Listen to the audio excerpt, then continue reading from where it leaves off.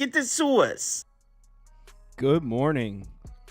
It's not 30 minutes away. It's more like 11. Happy holiday Monday, Memorial Day. Hope everyone's doing something fun today. What a weekend, man. Saturday I went 3-3, but I was in the green. And Friday and Sunday were both great days for me. I lost the Timberwolves last night, but I swept the baseball. I went 5-0-1. My only loss was, well, this actually wasn't a loss. It was a push. Cleveland first 5. So I swept the board in MLB yesterday. This weekend, been very kind to me, betting-wise. Hopefully that continues. Oilers money line hammer it tonight. I have no system plays, so I got no NHL. You know what? We could put a poll up for it though. One sec.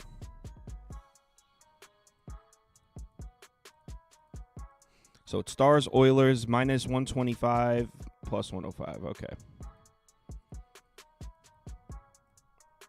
Who's home here? Oilers home. Let's get an idea of what you guys think about this hockey game.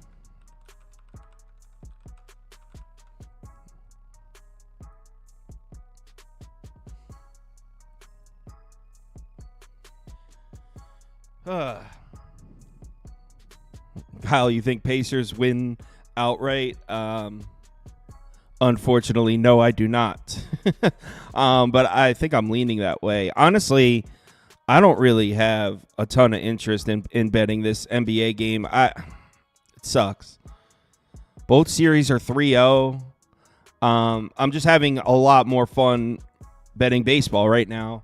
And it's not even that I've been losing in basketball. The second round was actually good to me for the NBA. And then the conference finals, there's been 6 games, and I think I'm 3-3. So it's not like I've been getting beat up in NBA or anything. It's just it's only one game, and there's like injuries, and there's a lot of just things that make it less fun for me.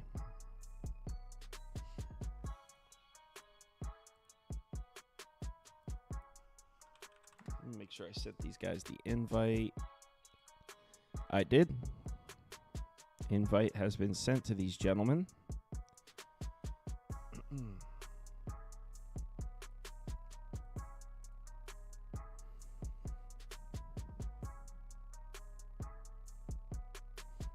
He's probably having a Memorial Day freak off. Why is my mic auto turning down? Testing. Yeah, that's about right. Do I think Prop Beaver's punching air knowing Nerfies went 60? It would be, I think they went 14-1, not 16-1. Yeah, Prop Beaver should have to issue a formal apology to the Nerfy community. No, I don't think Javier Assad is Prop Beaver's cousin. Morikawa, what's up? Top 10 cash for me. The big nasty, that golf guy, he's been killing it. So yeah, that'll be Wednesday night. He's done 5 tournaments on the channel, and he's had 4 of the 5 have been in the green. And for those of you that are unfamiliar with golf betting, it's hard to turn a profit. So he's gone profitable 4 out of 5 tournaments. It's really impressive.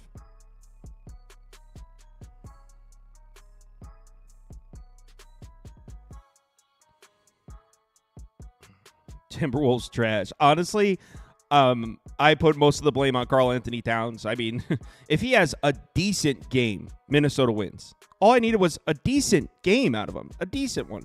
Why does my mic keep turning down? All I needed was one decent game from Karl Anthony Towns, and we would have been fine.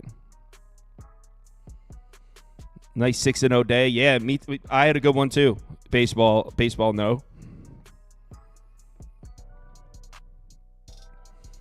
He said Ant just can't do it by himself. I mean, Edwards hasn't been that great in this series either, though. He played well last night, but he hasn't been great in this series either. Rolling with Baltimore -1. Actually, I bet the White Sox. I didn't bet the White Sox to win, though. I have the White Sox team total ticket. I actually bet that. And that's more toast than Prop Beaver's bet. I haven't been doing that, but I like it today.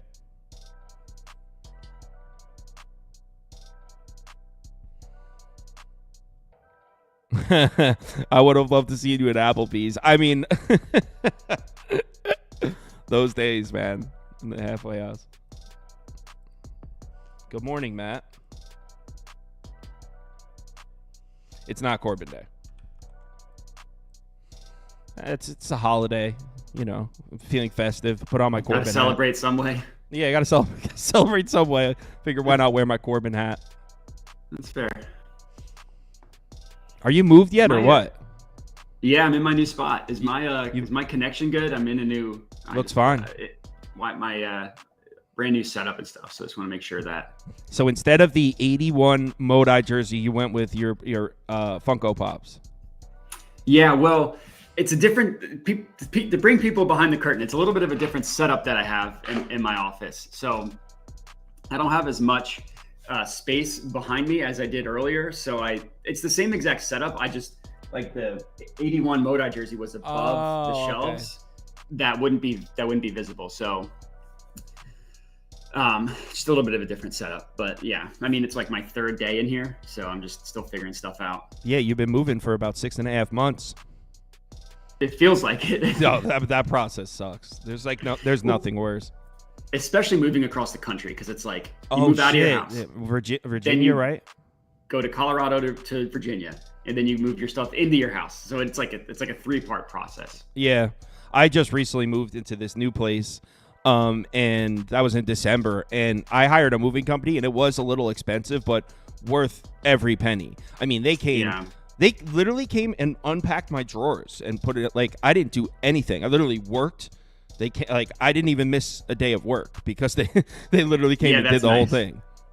That's nice. It's probably what we should have done. And that's how I justified spending the money too. Like, it's worth it not to miss a day of work to spend. Yeah.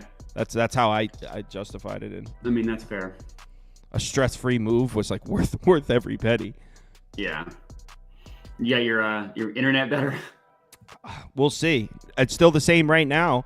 So they're supposed to be upgrading me to a commercial account, which I'm still waiting to hear back from them. I think someone actually that watches the show is an IT network guy, and he emailed me privately and suggested that I just get a secondary backup internet like the Verizon 5G and have it hooked up where if my internet ever goes out, I won't lose service because the second one will just kick in. And I thought that was a pretty good idea. If that person's watching, DM me because I have some I have his email. I honestly, I could send you his email because he watches the show and just sent me, like, it wasn't like a long paragraph thing. It was like 2 sentences. Like, this is what you should do. And I responded back, and I think I'm going to take his advice on that. Yeah. So that was the problem, was internet? It wasn't the provider? It wasn't the stream service? No, it was the internet. So you would get internet from a different provider? No, so, okay. Bad, but this is intriguing to me too. My Optimum had an outage. And so what they suggested is, because obviously the internet just goes out sometimes. That just happens. Yeah. It's life. They said if I upgraded, because I have my home office here, we all work out of the not the basement. The bottom floor of my house is the office. That's where these guys come and work, and I live upstairs. Yeah. And they said switch your internet account to a commercial account rather than a residential because the service is much more reliable. And if it does go out, your first priority to get you back up are the businesses. So I'm in the process of doing that, but I'm also I'm just going to pay for a second internet Verizon 5G and just have it in case the internet does go out. Like, I don't lose connection. But you would get a different provider. Yeah, right? I'm going to get a So I'm doing 2 things. I'm upgrading to a commercial account and I'm getting a second provider. Okay. I mean, that was a miserable night. It's worth spending the money to me, especially when there's a lot of people that watch this show every single day. It's like a blossoming show. Yeah, I can't afford to just have it be unreliable. You know, I work too hard to build it. No doubt. Especially when it's out of your control. That's what always pisses me off so much. God, there's nothing that you could have done about that. You're just my solution last time this happened to me was I'm just gonna get like a break room where I can just break shit when it happens. Fucking mad. Where did I see that? The break room. They've got them. Didn't like Barstool have one of those or something? They might have done one. Yeah. Yeah, I think Barstool had it. Place. Yeah. I definitely saw that.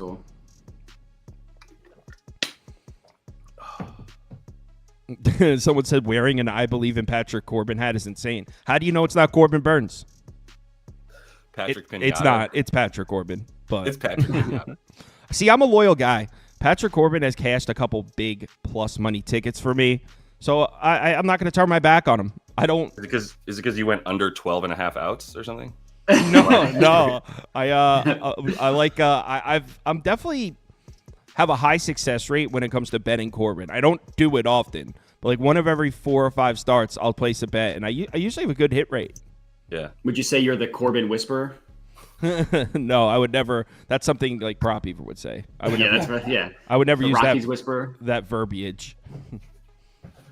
I started calling this dude on my show the Aaron Wiggins whisperer because he just kept coming on and asking me to bet on Aaron Wiggins, and he was right every time. And I was like, how the fuck do you have a grasp on the backup OKC guard? There's one guy. Players. Yeah. There's one guy that comes into our show. JD is his name. He'll probably be here today. Every time he predicts Miles Michaelis every single start. Like he'll be like Miles Michaelis is going to deal today, and then like 5 days later he comes back. He's like Michaelis is going to get hit up. And his hit rate is insane. So whenever Miles Michaelis, what if it's actually him? That's what I've said that. I was like, dude, are you his brother? Like, right. I'm gonna get roasted today. Jonte Nicholas. Yeah, that Padres Cali kid, that Padres hit was sweet. And I was some people were on the Yankees in the Discord. I was trolling them hard. Nice. I was hitting them hard. Nice. Yes, Shipley, it's a Patrick Corbin hat. If you want, I'll send you one, bro.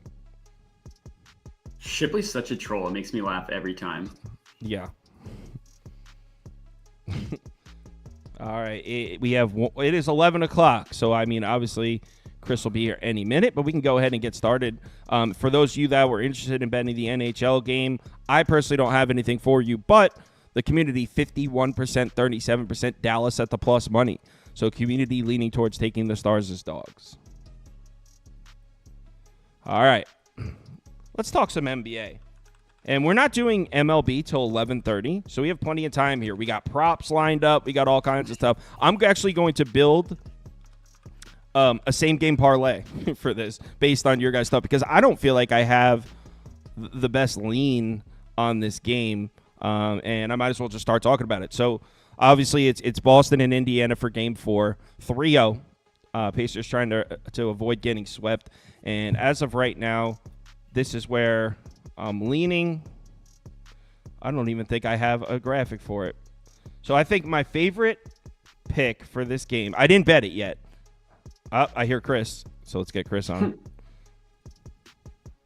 So, my favorite bet for this game that I haven't bet because honestly, it's just like right now, I'm having a lot more fun. Like I was saying before, looking through the MLB slate than trying to handicap one NBA game with injury question marks, and it's Game 4 of a 3-0 series. There's a lot of moving parts that add a little bit of unpredictability to it. But I guess my favorite bet would be here. Pacers team total over 107.5. If I was to place one bet. But like I said, I haven't bet it, and what I'm probably going to do is just put a fun same-game parlay down based on what these guys think. So I'm also going to put this up because this is where I'm leaning as far as against the spread. Where's my Pacers graphic? Of course. Why would I have one? It's only one of the two teams playing. All right, so Pacers team total over 7.5. My staff's clearly in holiday Monday mode. So yeah, that's my favorite bet. Let's start going through some props and stuff, and then I'm going to ricochet off. I'm going to see what you guys say. See what I like. See what I don't like. Go ahead, Modi. Yeah, I would for the spread. I don't have anything on it either. I'd actually lean towards the Celtics. It felt like the Pacers, like that was their shot to make it a series was Game 3, and I kind of feel like they're just going to get smoked in Game 4. But I don't have any money on that. I have 2 props. One of them is Jaylen Brown over. So I got over 4.5 first quarter points. It's now been bumped up to 5.5. I would still take it at that number. I don't like. He scored 10 points in the first quarter in Game 1. He scored 7 points in the first quarter in Game 2, and then he went under last game, scoring 4 points, and then they priced it back down to 5.5. It's like they're so reactive to his first quarter prop whenever he goes under one game. Like he had 4 points in the first quarter yesterday, but Tatum had like 15, whatever it was. Like Tatum blew up. Like that's going to normalize. And Jaylen Brown, I've come on the show a ton of times talking about Jaylen Brown first quarter points. Definitely. And all the books do. They just divide his full game by 4. And there's certain players like Embiid that we've talked about, like Jaylen Brown, who just score more in the first quarter. And you can really find some value on stuff like this. And look at, so he's played the Pacers now 8 times this season, 5 in the regular season, 3 in the playoffs. The only time he went under, even the 5.5 number that is currently available, was game 3. Every single time prior to that, he's gone over 6 in 10, this entire 10, 12. playoffs. Yeah. Wow. No, against the Pacers specifically. Oh, against the Pacers specifically. Got it. Yeah, 7 of 8 games he's gone over against the Pacers. And if you look at the playoffs, so the 4.5 number that I got, he's cleared in 11 of 13 games, but 3 separate times he's ended at exactly 5. So that would be 8 of 13, which is still a pretty good hit rate. So the Jaylen Brown first quarter points thing, it's like, yeah, he scored 40 points in game 2. It was only natural. He was going to regress a little bit in game 3. I'll gladly buy that dip for this one. And then I also have my second play is Derek White under 5.5 assists. This one is a little bit more sweaty because he's gone over in all 3 games in the series so far, and he's gone over in 4 straight. But prior to that, in the playoffs, he was 0 for 9. So he missed it in the first 9 games, and now he's hit it in 4 straight. That's also just buying on buying on just the regression. And also he's had a really, really unsustainable assist to potential assist ratio. So game 1, 9 assists on 12 potential assists. That's a good number. Like 12 potential assists is a good number, but still that's a crazy conversion rate. Game 2, he had 6 assists on 8 potentials. In game 3, he had 7 assists on 9 potentials. Like I think you can probably count on him between 8 and 9 potential assists, and 6, like that conversion ratio. I just have a hard time believing that it's going to continue, especially with how many 3-pointers the Celtics shoot. It's very, like you can't, it's not like reliable. Like pick and roll with Gafford is a much higher conversion rate than it is with Horford shooting 12 3-pointers like he did. And I looked at like you can isolate like certain plays in NBA.com. I looked at all 7 of his assists. 2 of them were just total BS. He got an assist on the opening play of the game where they tipped it to Derek White. He passed it to Jaylen Brown, who like got the ball like 3 feet behind the arc and then took 3 dribbles and drove in and got a layup. And they gave Derek White an assist for that. And he had the same thing happen with Tatum. So unless like the scorers table is just going to be just as generous with the assists, I think that it's like you're definitely drinking the juice at -130. But like the books know what they're doing, like pricing it at 5.5. He's gone over in all 3 games and still pricing the under at -130. So I know that was a lot, but those are my 2 plays. I mean, I like the Jaylen Brown first quarter one, but I don't like that assist prop. Not making my same game parlay. Not making. Kyle, I've never seen you poo-poo a pick like that. That was confident. No, he has. Trust me, he has. Oh, I have. Yeah. All right, so hold on. Let me get Modai's picks up there. Hey, real quick, I don't think we can hear Chris either, by the way. I just wanted to point that out. Oh, I just thought he wasn't talking. He was. No, I can't hear him. Shit. Yeah. He was talking about this morning. He was having problems with his mic on his show. I call it Chris's show. I actually have a screenshot for Chris' show I'm going to share with everybody when it comes time. I heard Chris when he first popped on. I don't know what but I definitely heard him when he jumped on. But all right. Fixing it. Josh? Yeah. So a couple of things I like here today. So interestingly, I'll start with D White because I actually took his PA over. And honestly though, Modai, like it's a bit more based on the points, and maybe that's just the more intelligent play. It hasn't gone up from the 15.5. He had 13. It's been bad shooting, so I'm coming back to just some like positive regression for our guy. But I also don't mind the assist for him, just because when Indiana does get out on him, right, he goes and he's really, really good going to the basket. If you look at his drives during this series and really like the last like 10 games for him, and most of the playoffs, he's passing a good amount on the drives, at least in the last like this last series and this one so far.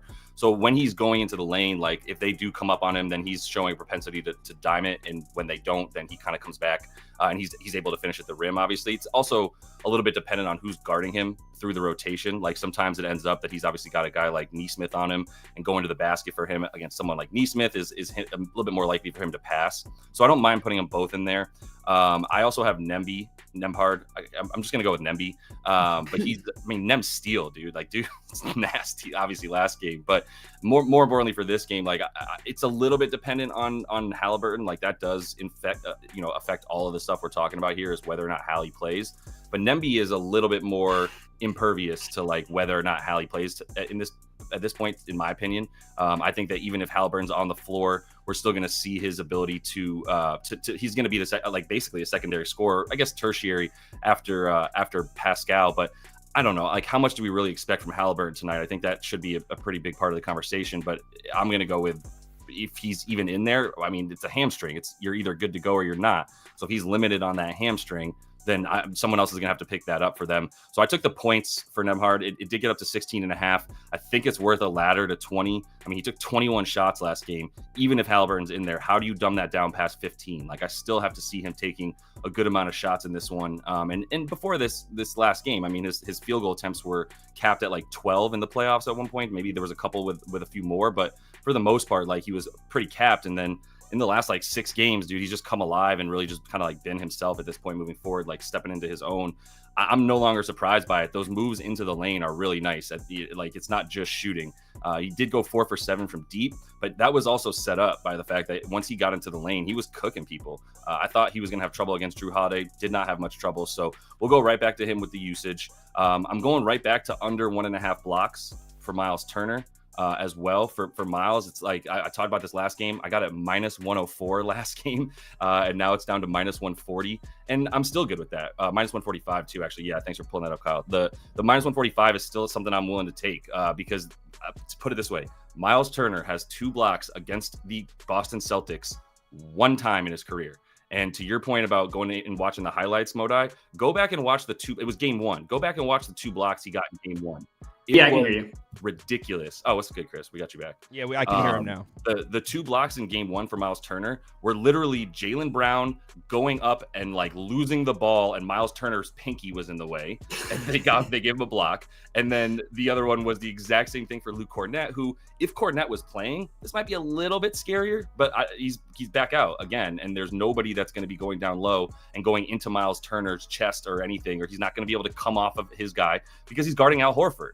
And Al Horford stands on the 3-point line. He got blocked the 5th least out of qualified players in the league on the season, did Al Horford, because he's shooting threes. We took 12 last game, took 12 in game 1. Only played 28 minutes in the other. Like, we know what we're getting from Al Horford. The Celtics in general don't get blocked. They are the least blocked team in the league. 2.1 blocks against them per game in the playoffs.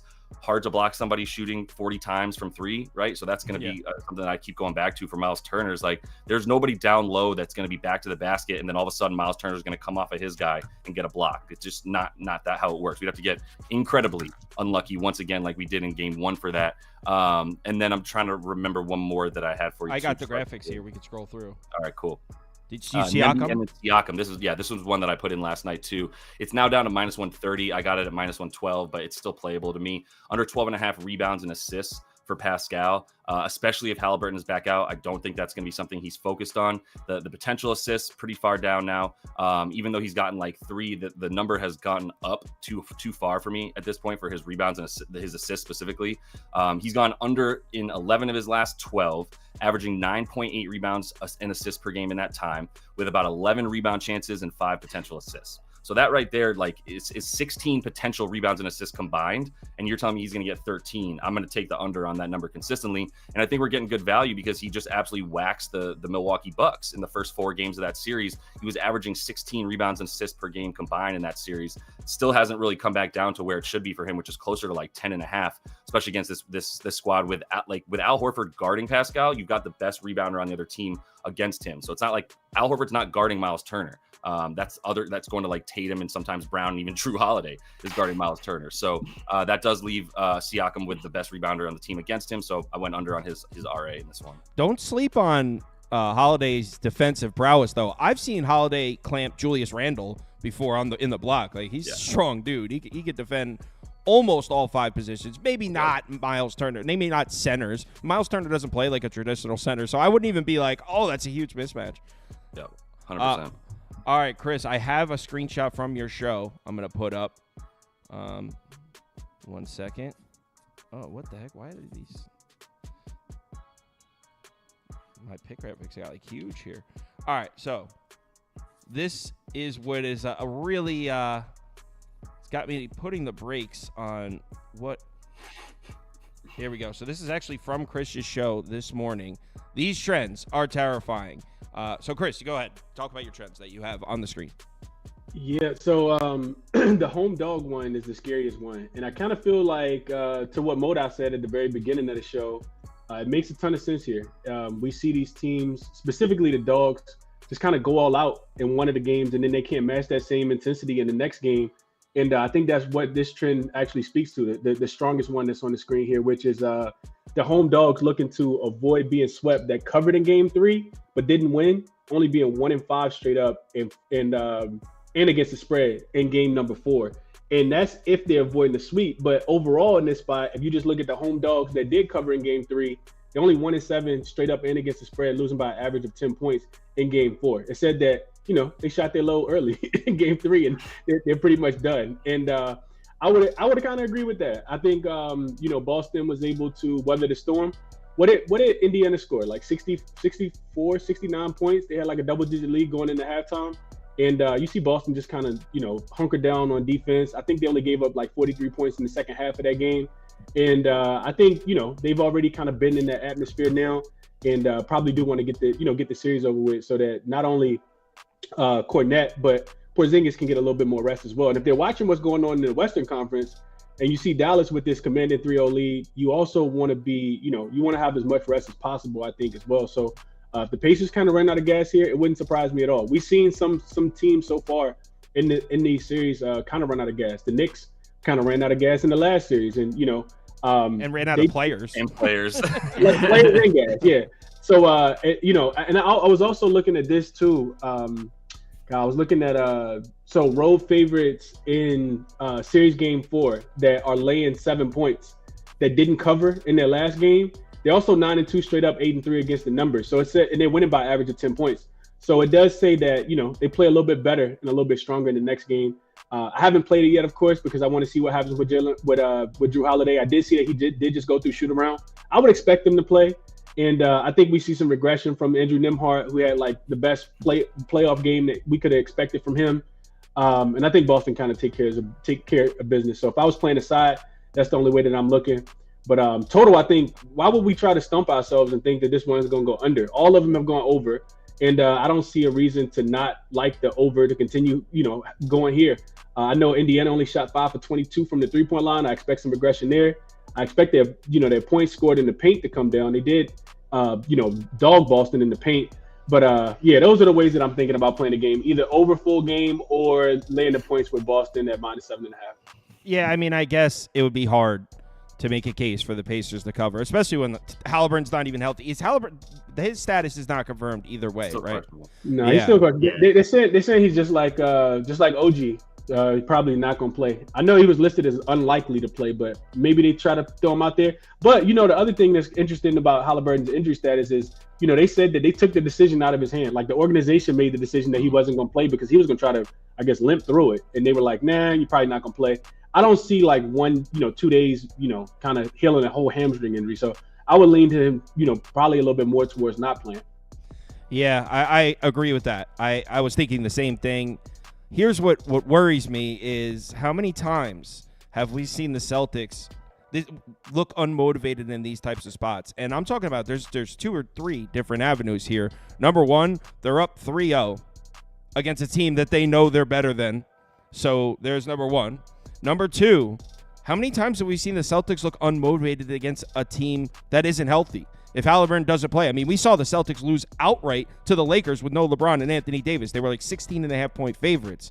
So we've seen the Celtics just come out flat and not put their foot all the way down in these spots before. That's why I put up Pacers team total over, because I feel like whatever combination of players on the court that we see, or whatever the outcome is, I just don't see these Pacers team that's going to be sprinting for 48 minutes. Even if they're down 30, Nembhard's going to be running a full-paced offense with 3 minutes to go. That's like what the Pacers do. So I feel like the Pacers will get over this total at 107.5. And everything else, no matter what, whether the Celtics win 140 to 110 or the Pacers shock a flat Celtics team 117-112. I feel like most of the outcomes end with the Pacers with a bigger number than 108 on the board. So I feel like that's the safest bet. But again, don't really have a ton of confidence here.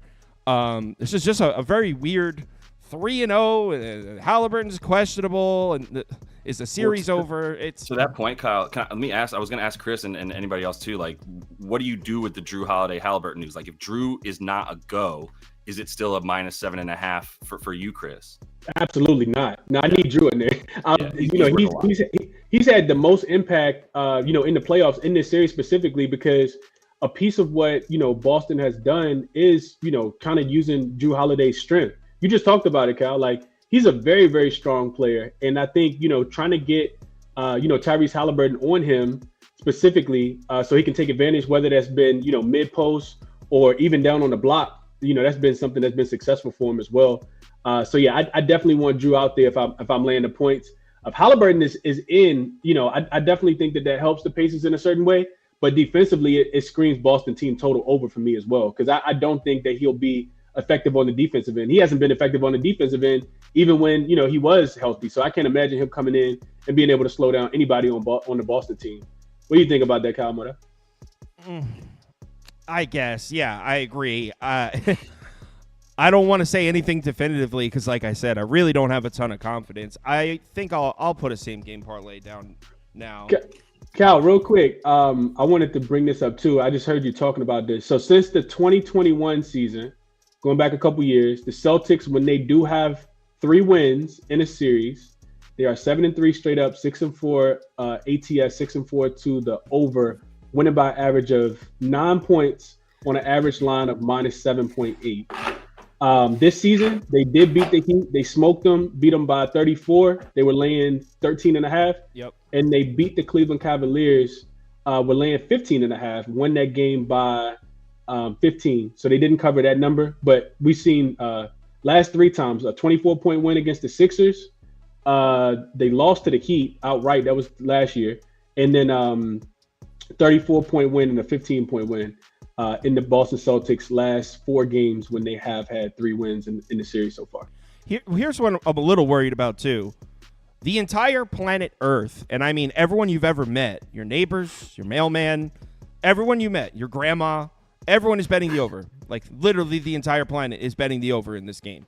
So not that I'm not betting the under, but just knowing the fact that the entire planet gets cleaned out if this stays under 222.5 is a little worrisome for me because I don't know how you think this game goes under.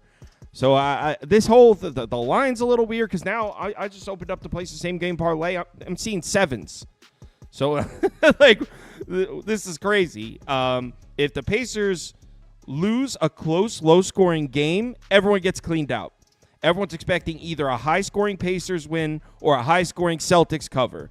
If the Pacers lose but cover a low-scoring game, the entire planet gets cleaned out. I mean, the Pacers scored 42 points in the second half. So it's like if there's ever any argument that like the Nembhard scoring explosion doesn't replicate game over game, that the Pacers offense can't like just run up the floor and score as much without Halliburton. I think that's the argument. I'm sure shit wouldn't take the under, but that's the way it happens. Is what happened in the second half basically carries over the full game. He said, and the books agree with you in that the first half total is like 114.5, right? It's even got up to like 115. So the first half is where they're expecting points. Second half, not quite as much. And I agree, but it got a little bit high in the first half for me to just take that first half total. Someone said, didn't the entire planet have Minnesota last night? No, that was like 61-39. That wasn't that. It was the more bet side, but it wasn't. There was a lot of people on Dallas last night. I'm going to run one more poll because we have 9 minutes till MLB. I also think I'm going to fade Ben Shepherd tonight. I think I'm about to pull the trigger on that. Me too. I wanted to talk about that, but go ahead. Josh. I'm sure we're going to say the same thing. He looked terrified to be on the floor. Absolutely. He was like, I want to be anywhere else right now. Please don't pass me the ball in the corner. I'm not even going to take an open 3. Please just forget I'm here. And he's -8 on the floor, 0 for 4 from 3. I mean, 0 for 4 from the floor. Like, didn't even get involved in the rebounds and assists like he normally tries to get in there. But like without Halliburton, he just seemed like he was like, oh no, I'm like starting and I'm like the third op. Like, nah, I'm out on that. So I go under the PRA for him. 10.5. Crazy they started him. That total is now down to 221.5. Someone's saying. He'll probably see less minutes. I think Rick Carlisle probably just play some of the other bench guys a little bit more than him. I'm seeing 222.5. So maybe one sports book dropped it to 2. Let me check. I'm seeing 222.5. So no, I don't think that's right. Maybe some sports book somewhere dropped it, but I'm still seeing 222.5.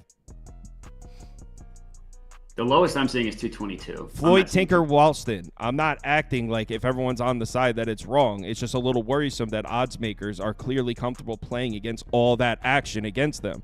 And those people who set those lines, this is what they do for a living. They're very smart and they're very good at this. I'm not saying don't bet the over. I'm just saying that should worry you that people are some of the best analytical minds in the business are comfortable playing against 90% over action.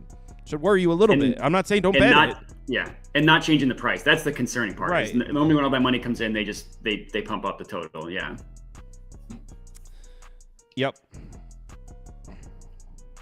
Yeah, someone said it's at 223. I did see a 223, but for the most part, it's 222.5 across the board. And as I suspected, everyone's clicking the over. So yeah, I'll go up maybe Pacers team total over or same game parlay or something. But let's go ahead and move on to baseball. We got 11 games. Make sure you give these guys a follow. Appreciate them taking time out of Memorial Day Monday to come on. Gentlemen, go. I tagged them all in my tweet too, so make sure you follow them. They all have their own respective YouTube channels and post content. Chris is early in the morning. Modi does overnights, and Lander does late. So they're all at different times too. So usually, if you watch my normal show at 4 p.m., usually Lander comes on right after me. So that's 5:30 p.m. Yeah, and then Chris is early in the morning, and then Matt uploads stuff the night before. So shout out your boy Drewski. Drewski's always in both streams. I see him in here, and then he comes into mine. He's always in both streams telling us how much we suck. I know. Thanks for watching and commenting. That's doesn't miss a show though. Hell yeah. All right, let's move on to MLB. Best of luck, gentlemen. Yeah, best of luck, y'all. Late up.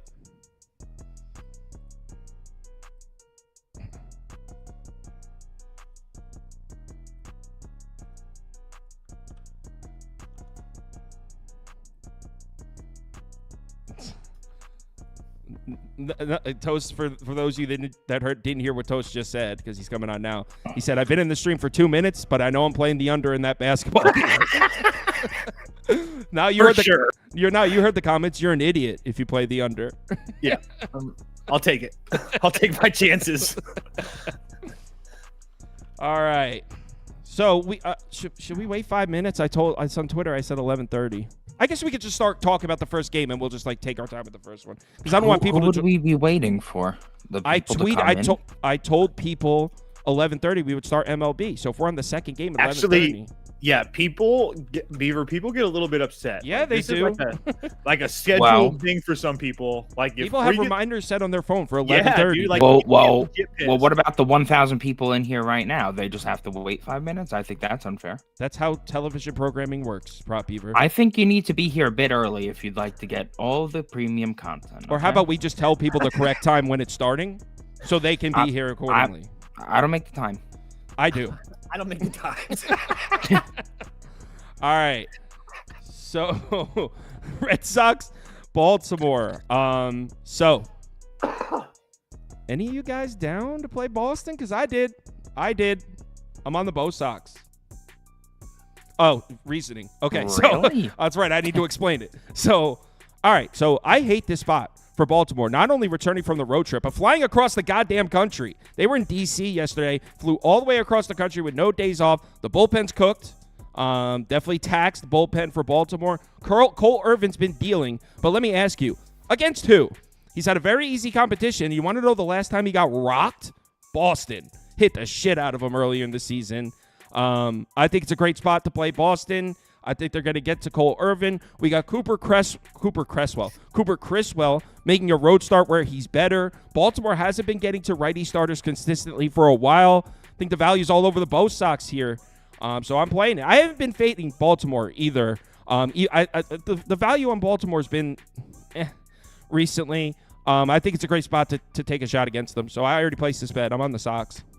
Can you elaborate the travel comment you made? You said traveling across the country from where? To Illinois to Maryland? Oh, my God. The traveling across the country is, oh, my God. Traveling across the country is the other game. Okay, I was like, what? I played another dog later, and they traveled I was across like, the country. what I'm are on we Boston talking about? too, but I was like, No. wait a minute. But traveling. Hold on, I'll tell you what game I'm talking about. There, I mixed up my notes. Traveling across the country, which is like an hour drive, That's but what threw me. returning. The Yeah, I traveling was like, across. what the hell? So I'm like looking at the schedule. I'm like, Yeah. Traveling across the country is why I played the Astros, by the way. Seattle Okay. traveled across We'll the get to that country. later. So Yeah. I just mixed up those two games. But I'm also on the Astros because Seattle traveled across the country. So I mixed up my notes for those two games. But I'm definitely on Boston here. Returning from a road trip. Bullpen's cooked. Boston can get to Irvin. And Cooper Criswell has gotten rocked.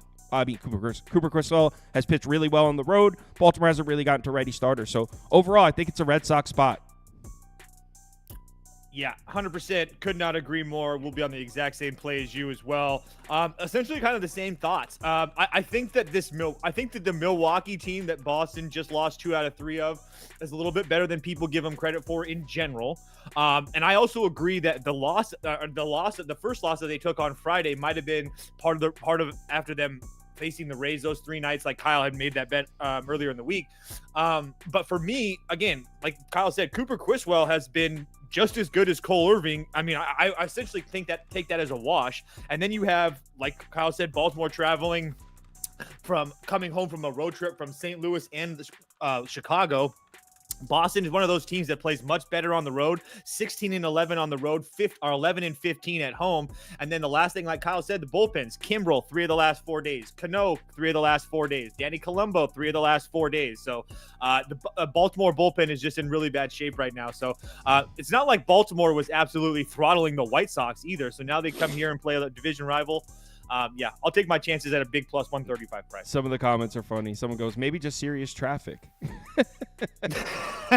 Yeah. Prop Beaver?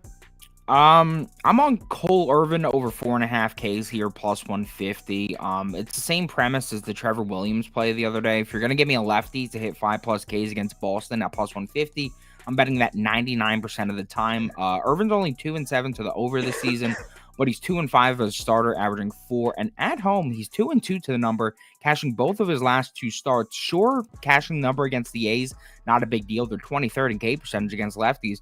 But he also had 6 against the Diamondbacks, who are 3rd in K percentage against lefties. So that tells me a bit of something there. He's also leading with his curveball more of a K pitch. And Boston's dead last in K percentage against lefties through the first 5 overall this season at 28.5%. On the road, that mark jumps even higher to 34%, which is a nuclear high. That's insane. We've seen 8 of 12 true starting lefties to face the Sox hit this number, averaging 6.8, and 4 or 5 lefties at home against Boston to hit this number as well, averaging 7.8. I know Irvin's been a tough back on the road, but with 50+ pitches at home going back to 2022, this is a guy over his last 9 of 18 starts. He got rocked his last 2 starts at Boston and still managed 4 Ks in each of them. Now he's going to be back at home where he sees a 5% boost in K percentage and has historically performed better. The Sox are on the road where they see a 5% increase in K percentage against lefties. I think there's value in Irvin finally snagging that 5th K here. Now, this is only a half-unit play, and one thing I must say is I'm a bit annoyed about is the weather. Last night when I was making this play, there was no signifying that this was going to be a weather-delayed possible game. That is a thing. Weather is a concern here. So would bet this one light, but I'll deal with the variance. If it's going to get delayed mid-game, whatever. Yo, comments are on fire today. Someone at 11:30 goes, what the hell? You said baseball started at 11:30. What did I miss? I guess they do care. Wow. Well, no, I mean, but some people, they read those tweets, and they do, because some people aren't interested in betting NBA, or they aren't interested in, so they schedule it accordingly. But the chat agrees with me that the Bo Sox are the move. Let's do it. I think Cooper Criswell is going to get hit up today. Just putting that out there. I don't. For any of the viewers. I don't. Hits allowed line, completely suspect line. Community play today. K line, absurdly low. Something he smashed in every start thus far. Just something to look at. Take Baltimore then. Okay. I mean, I already got my play. I'm backing Cole Irvin. Cool. Next. Royals Twins in Minnesota. This is a tough one. I think the Twins win this game, but there's no chance in hell I would lay minus 165. At this number, it's almost like, how do you not take Kansas City? I don't have a bet on it. But I do think Joe Ryan pitches well, and I think the Twins win. But there's no way I would touch it at this price. Toast? Yeah, I'll be on KC. Just pure play on the number for me. I don't love it'll only be like a smaller play for me, but I don't love the fact that they won 8 games in a row and then lost. Just sometimes it's kind of hard to put the air back in the balloon. But at the same time, Alec Marsh has been, not only serviceable for them, but pretty damn good. I mean, his last 3 road starts, he got hit up by the Mets, for 4 runs in 5 innings, and then follows that up with 5 1/3, 4 hits, 1 run against the Angels, and then 5 innings, 5 hits, 2 runs, only one of them earned against Seattle. So I expect him to pitch well here today. Joe Ryan, I just don't know what you're going to get from him. And to be honest, I worry about Joe Ryan on the road. At home this year, he hasn't really done anything much to impress me. 5 1/3, 7 hits, 4 runs against Detroit, 6 innings, 4 hits, 3 runs against the White Sox, 6 innings, 3 runs against Boston, 5 1/3, 6 hits, 4 runs against the Yankees. Does he have good history against this Royals team? Yeah. But at the same time, they've also seen him 3 times in the last 2 years, and they've already seen him once this year. We've already seen that this Royals team can play at a high level right now. And if you're going to give me a huge plus price with them, I'm going to take it. So yeah, Royals plus 143. Yeah, it's hard to argue with your bet at that price. We're polling at 79% Kansas City. So everyone's betting the Royals. Again, not trying to scare anyone off. Just the price seems a little off. But someone had said in the comments that Joe Ryan owns the Royals, which is most likely true. But this year's Royals lineup, this year's Royals lineup slightly different than Royals lineups of years past. So you know what I would do? And I actually wrote in my notes earlier this or pass. Didn't bet it, but I'd probably just go, if you can get a 7.5. I mean, this says 8. Pretty sure it's 7.5 now. I'd go under a pass here. That way you don't have to put any sort of stock in the Twins bats. And you could back Marsh against a bad Twins lineup, and you could without having the fear of Joe Ryan pitching a gem at home here. So I'd go under a pass. Yeah, both of my plays in this game completely moved. So can't really give them out. Joe Ryan over 5.5 Ks is now at minus 180. So that's not worth playing anymore. The first 5 under 4.5 is at minus 140. That's not really playing anymore. I would probably agree with Toast here. I mean, as much as Joe Ryan does own the Kansas City Royals, and I do think that the KC bats on the road are extremely overvalued. Joe Ryan just can't pitch at home this year for some reason. He's having weird reverse splits, and for a guy who most of his career has been significantly better at home, he's actually performed worse against the Royals every time at home compared to his road starts against them. I don't know why, but he has owned them in the state of Missouri.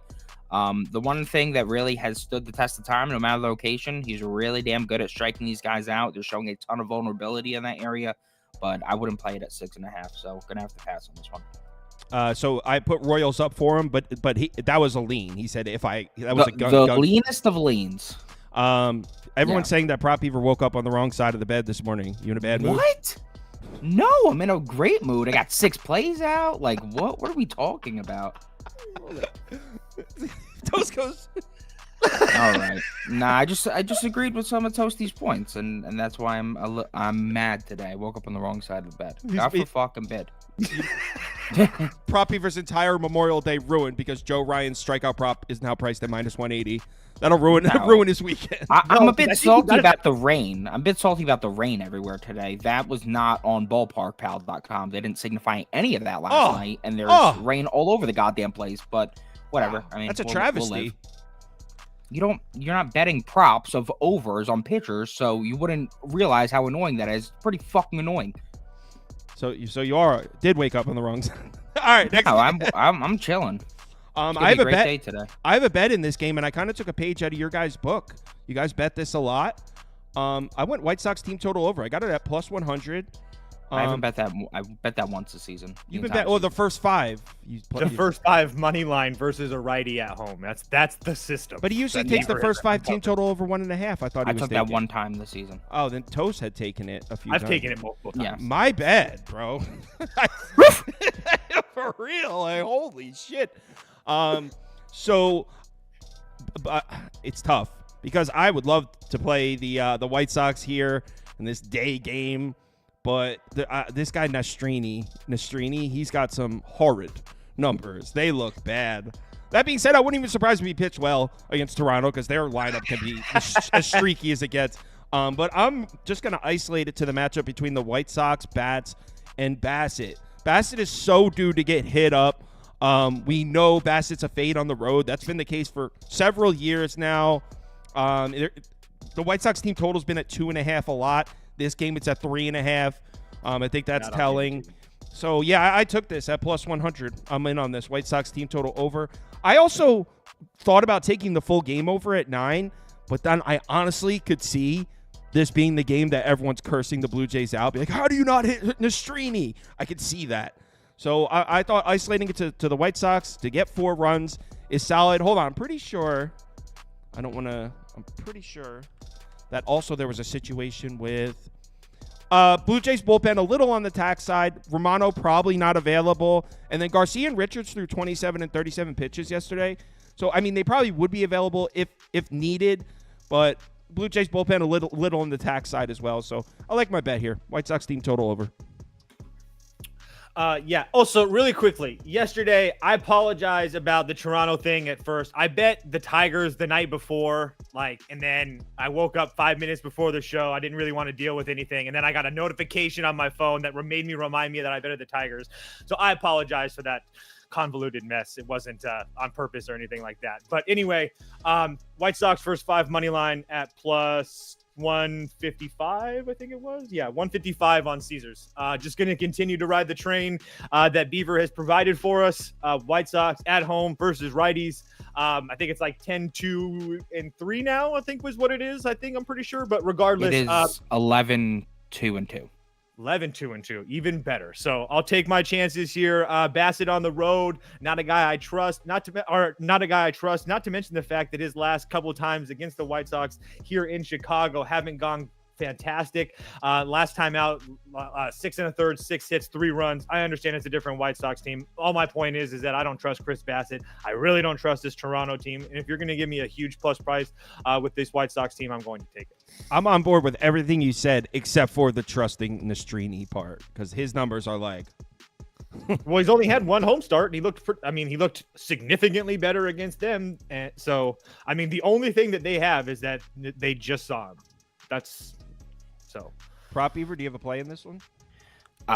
No, if anything, it would be Nastrini under 3.5 Ks plus, I think, like 130 or pass. I don't really love this game. Not going to get to the window here, but that's the way I lean. Jays are just not striking out right now. Last 8 of 10 to face them have failed to hit 4+ Ks. They're averaging 2.7 Ks per game and an 11.6 K percentage, which is just ridiculous. And Nastrini, he just saw the Jays. He didn't record a single strikeout in that game, allowed unholy 13 base runners in the process. But the thing that's giving me pause is the fact that Jays start 6 righties daily. Nastrini has significantly better numbers against righties on top of that, and his only home start this season against the Royals, a top 3 offense in terms of K percentage against righties. He managed 5 in that game. I hate betting instant rematches, but if I had to, I think that's a bet that carries the most value here.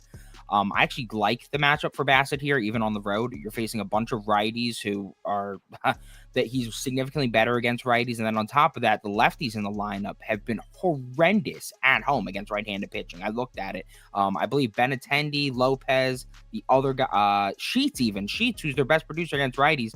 Those guys all have a 40 or worse WRC plus against righties at home this season. So I think Bassett could dominate here. Probably Bassett to record a win or Nastrini under 3.5 Ks. Homie with the big feet says Toast looks like the type of guy that would own multiple blowtorches. No, not good with tools, dude. I don't do tools and all that man stuff. It's just not all that man stuff. I'm the same way, Toast. Yeah, I don't. Yeah, Toast doesn't do that man stuff. We don't do men. I don't do the changing of the oils of the tires and all that. That's just not what I do. I put gas in my car and that is it. That is it. We don't even do that in New Jersey. Yeah, that's another question. All right, so we're on to Nats Braves, and I did bet this game. I think Toast is about to be on the Nats, and maybe Prop Beaver too. Can't argue with the single thing they're about to say. But I thought the smarter bet. You're not on the Nats? No. Beaver's making me question my Nats thought, but Oh, okay. I don't know if it's actually going to stop me from betting them. Well, actually, all right. So maybe we're a little more in agreement than I thought. I thought the smartest bet would be to go under here. Believe it or not, Charlie Morton's actually been pretty good. He's coming off he had a back-to-back starts against the Cubs that weren't excellent, but as a whole, you look at the last month and a half, Charlie Morton's been solid. Washington isn't hitting at all. They were hot for a little while, and they were still finding a way to win games here and there. But as a whole, this lineup's been on the downtrend. The Braves, now without Acuna, which sucks, who's done for the year, in case you haven't heard, they weren't hitting lefties before Acuna got hurt. They really haven't been getting to lefty starters. So I think Mitchell Parker could pitch well as well. I think people are looking at these starting pitchers and seeing Mitchell Parker, Charlie Morton. That's why you're getting 8.5, 9. I got this at 9. I paid -120 for it.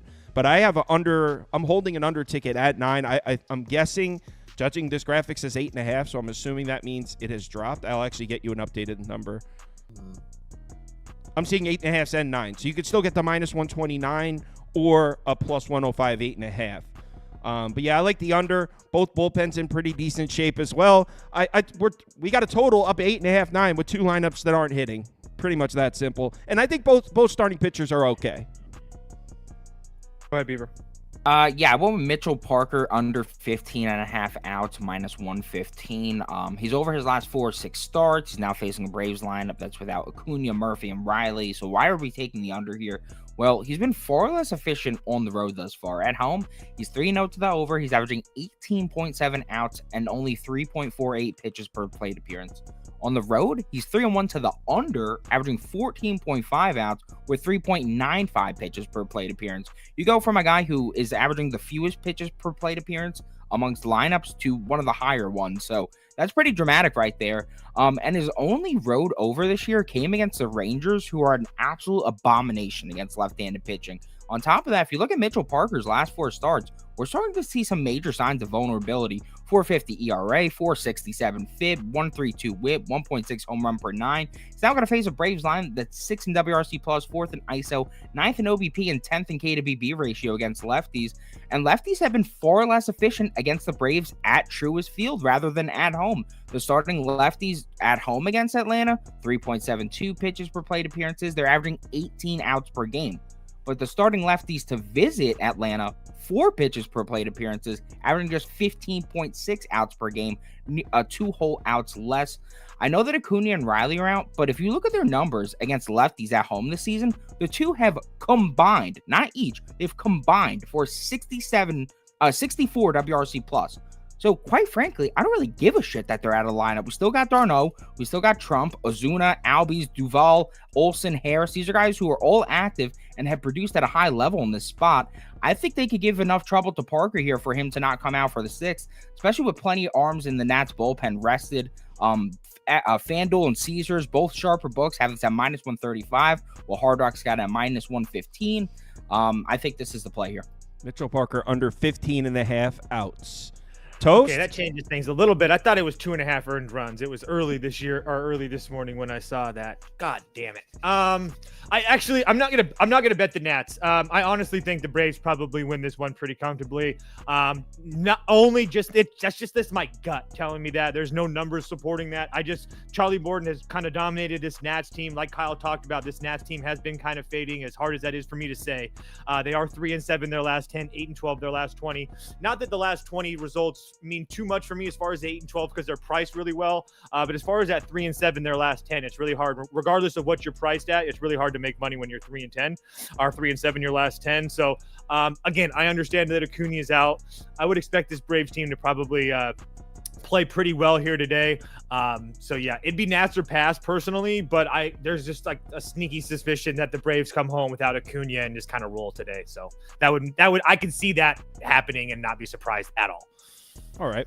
So I guess I'm the only. Oh no, me and Prop Beaver have bet. I did bet the under, by the way. So I'm in on that. And Prop Beaver sounds like he posted and bet his Mitchell Parker prop. So let's move on to the next one. All right. What kind of dog is that, Beef? I couldn't see It's it. a Havanese, and she's terrified of the rain right now. No, I so I thought something, but I couldn't see it all the way. So, Baby Lee, say hi. With the camera. There we go. Pretty boy.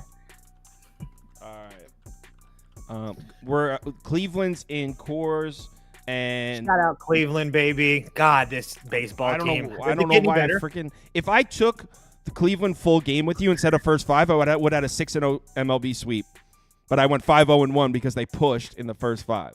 Oh, they did? Oh my god! So I went five. I put out six. Right. Oh, never mind. That was a different I went one. 5-0-1. It would have been 6-0 if I took Cleveland full game instead of first five. I think between the three of us and Logan, it was like a 15-3 day or something. Yeah, it was like a lot of units, bro. It was a monster Sunday. Hopefully that continues. I've actually had a really nice weekend all around. So obviously here, Gomer's been all right. It would only all right. He's been fantastic. Fantastic. Okay, so take the Rockies. I want to. I don't know if I'm going to get there yet. They still, and I keep on saying this every freaking day, it doesn't matter. They still have a big bullpen situation, and it doesn't seem to matter. But first start in Coors Field for Xavier Curry, and that kills me because Curry's kind of been my guy this year. I mean, he's had one bad start on the road against Minnesota, but then he kind of followed that up with a fantastic performance against Baltimore. I think he's starting to find himself, but it'd be Rockies or pass for me. Wow. I know, but this Rockies team is playing really, really good right now.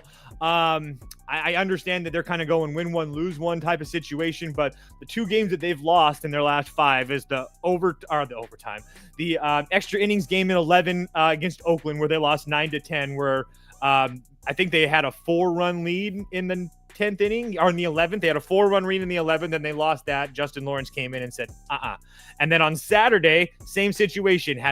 I think they had a lead in the 9th. Yeah, they had a 2-run lead in the 9th, gave up 6 runs in the 9th to lose 8-4. That's your only 2 losses for the Rockies. So they played Philadelphia well. They played Oakland well. Austin Gomber's coming in here pitching lights out his last 3 starts at home.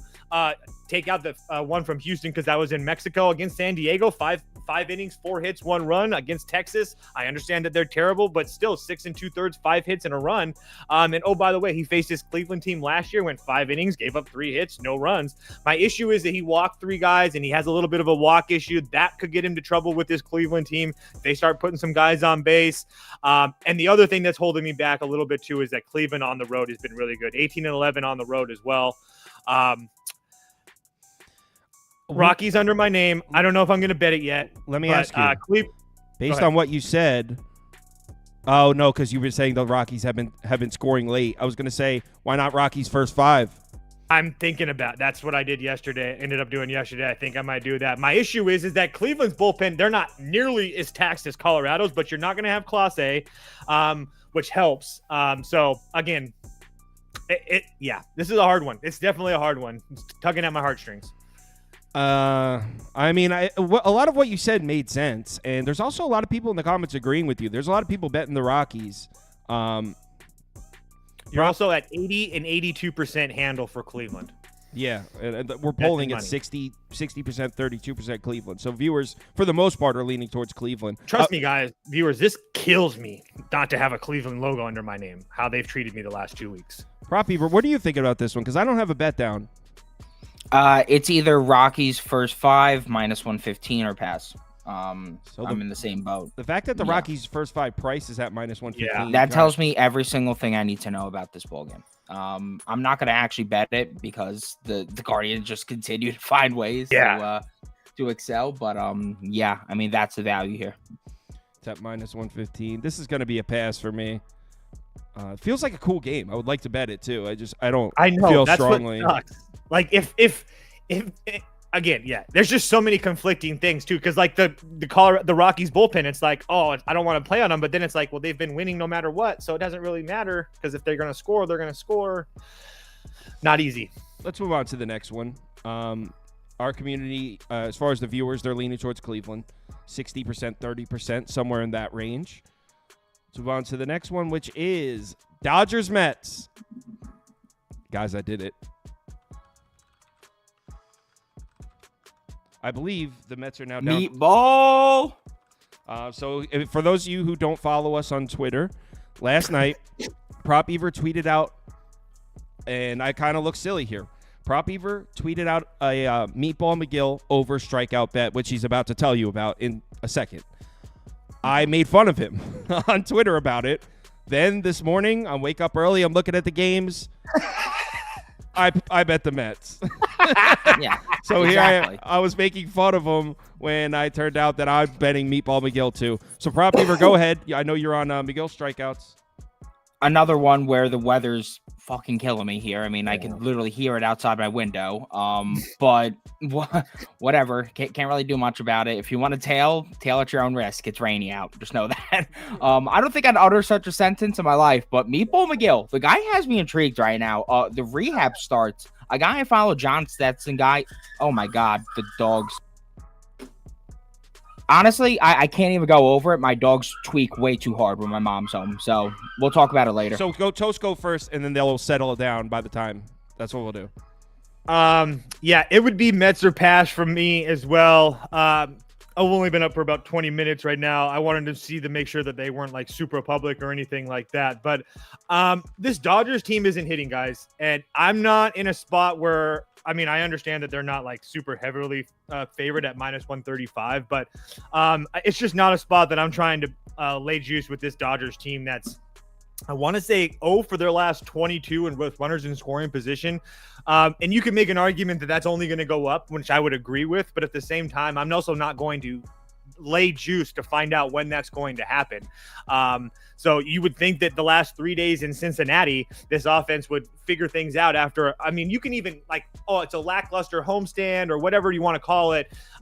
3 days in Cincinnati and you score 8 runs and 6 of those runs being that first day.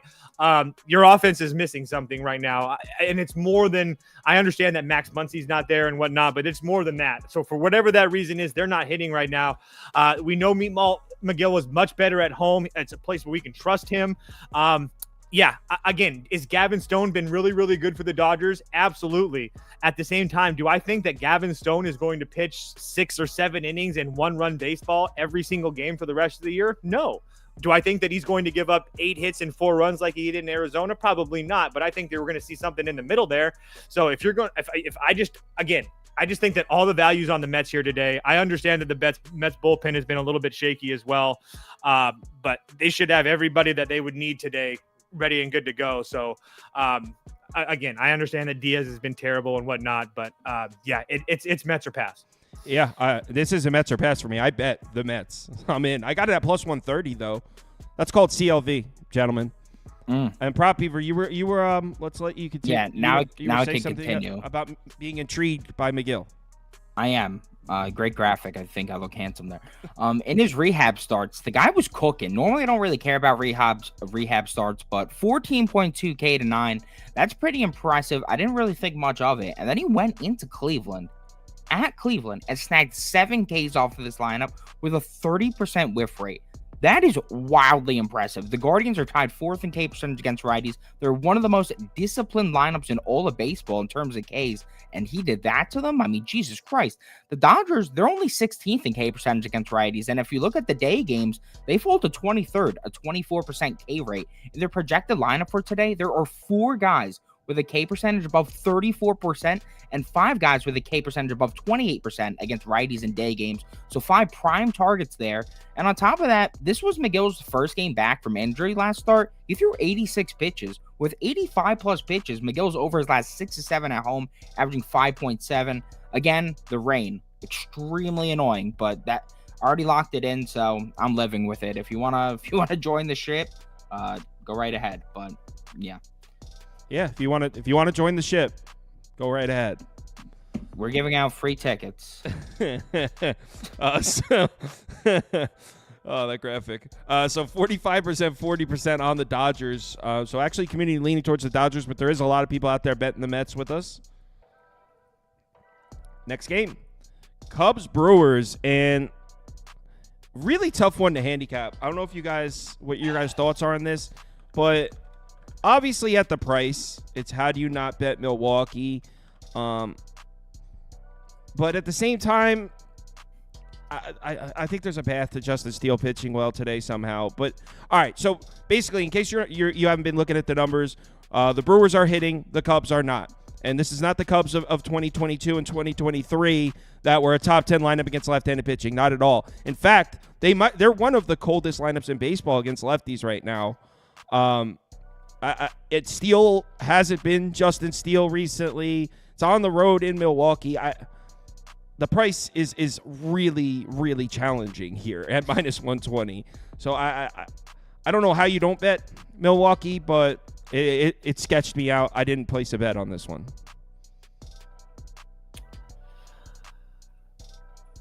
I'll be on the Cubs. What? Gross. It's gross, but everybody's betting. Everything that I'm looking at has me everything saying that everybody's betting the Brewers here. That line is still not. We're still not getting the Cubs at plus money. I guess call it a gut play or whatever, but not to mention you're going to have everybody telling you that to fade the Cubs because they got the late start against St. Louis yesterday, and now they got to travel and yada yada yada. Well, keep in mind, I mean, Milwaukee didn't have a late start, but they're coming home from a West Coast road trip where they went from Houston to Miami to Boston and now home without a day off. So I don't think that Milwaukee's in some good travel spot either. So I actually think that kind of negates each other as well.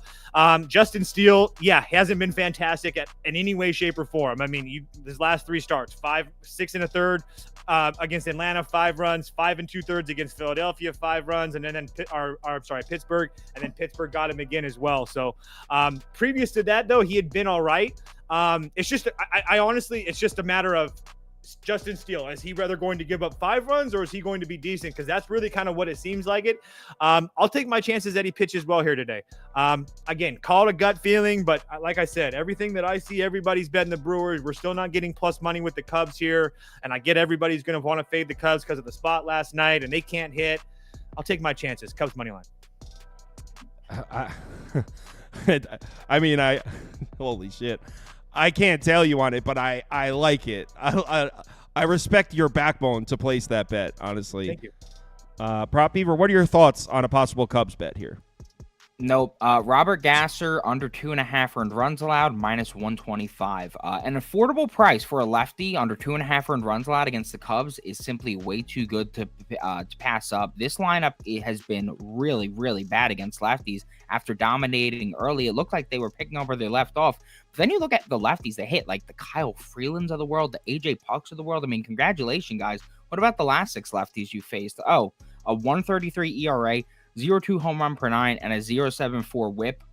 During the span since April 20th, they are dead last in WRC plus and ISO, while 27th in OBP against lefties. Now, sure, Gasser's K stuff has taken a major hit in his transition from AAA to the majors, but he's found other ways to succeed, and he's been damn good at it. Sure, Gasser is putting the ball in play a lot, but it's all poor contact. He's 97th percentile in barrel rate, 100th percentile in hard hit rate, 97th percentile in average exit velocity, and 82nd percentile in ground ball rate. So I always say, if you're not striking guys out, you got to limit hard contact or induce ground balls. He's doing the other two at a fantastic rate right now. And we just saw Manayan falter 3 or less Ks in 3 of those starts. And guess what? Still managed to go under the number here. The only thing the Cubs have done well against lefties lately is they've drawn walks. And Gasser has a 1.4 BB percentage, also 99th percentile. So I think this kid is really good. If he can get the K stuff going, he's really going to be cooking.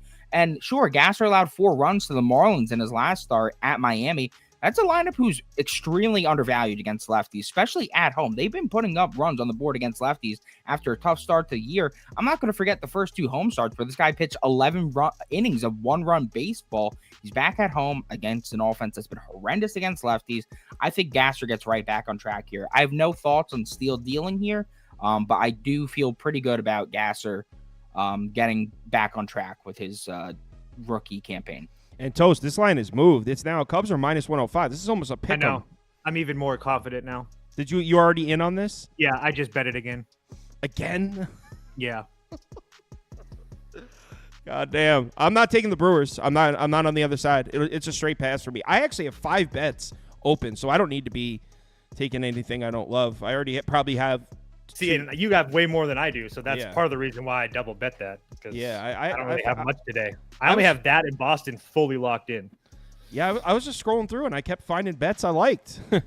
everything that I like is like super heavy public, like the Kansas City. Like I can't place that bet with 80% of the handle on a plus 145 dog. Like that's just not going to happen.